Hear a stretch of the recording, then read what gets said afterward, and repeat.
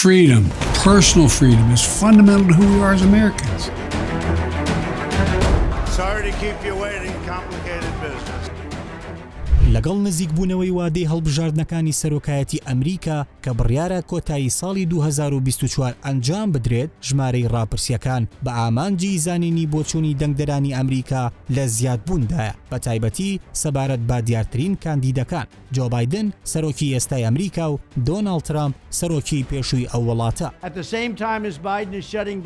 ڕاپرسیی نوێ ئاماژە بەوە دەکات ژمارەیەکی زۆر لە دەنگدەرانی ئەمریکی متمانەیان بە دۆناڵد ترامپ لە مامەڵەکردن لەگەڵ ئەو قەیرانە بەردەوامی لەسەر سنووری باشوور لەگەڵ مەکسیک هەیە، بەراورد بە بایدن لە کاتێکدا هێشتا قەیرانی کۆچبەری لەو وڵاتە بەردەوامە.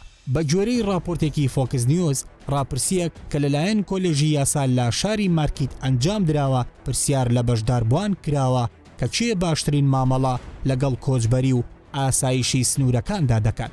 لەنێو ئەو کەسانەی بەشداریان لە ڕاپرسیەکەدا کردووە لە سەدا 50 وتویانە ترامپ و لە سەدا 27 وتویانە بایدن.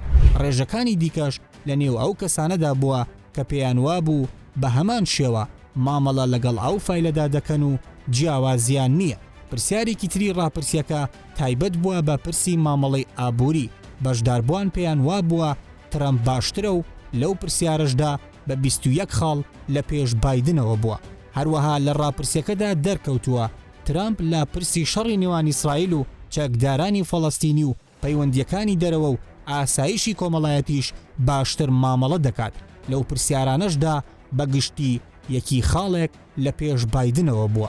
The country is getting it. The country is seeing something now. هاوکات ڕۆژنامەی نیویۆرک تایمزیش ڕاپرسیی ئەنجامداوە و دەرکەوتووە ئەگەری زۆرە کاندیدی کۆماریەکان لە کۆی 6 ویلایەتی سەرەکیدا لە 5 ویلایەتدا لە پێش جۆ بایدن سەرۆکی ئێستاوە بێت. بەو پێش بەگشتی لە ئەمریکا جەماوەری بایدن کەمی کردووە.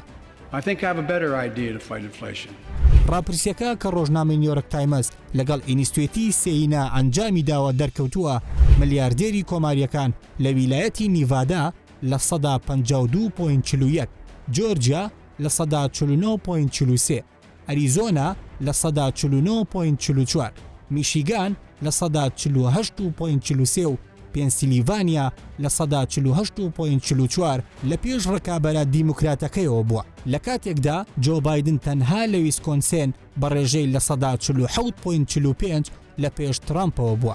ئەمە لە کاتێکدایە جۆ بایدن لە هەڵبژاردننی سەرۆکایەتی ئەمریکا لە ساڵی 2021 لە هەر یەکێک لەو ویلایەتانە سەرکەوتنی بەدەست هێنا بوو، بەڵام ئێستا ڕاپرسیەکان هەموو ژمارەکانی پێچەوانە کردووەتەوە.